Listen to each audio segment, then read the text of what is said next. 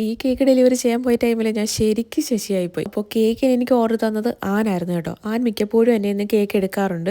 അപ്പോൾ 1 kg കേക്കാണ് ഇതുവരെ എടുത്തിട്ടുള്ളത്. ആദ്യമായിട്ടാണ് ആൻ എന്നെ വിളിച്ചിട്ട് ചോദിക്കുന്നത്, ചേച്ചി ഹാഫ് kgയുടെ കേക്ക് ഉണ്ടോ എന്ന്. അങ്ങനെ ഞാൻ ഹാഫ് kgയുടെ റേറ്റും കാര്യങ്ങളും എല്ലാം ഇട്ട് കൊടുത്തു. Half kg black forest cake വേണമെന്ന് പറഞ്ഞു. എഴുതാനുള്ളത് ഇട്ട് തന്നു.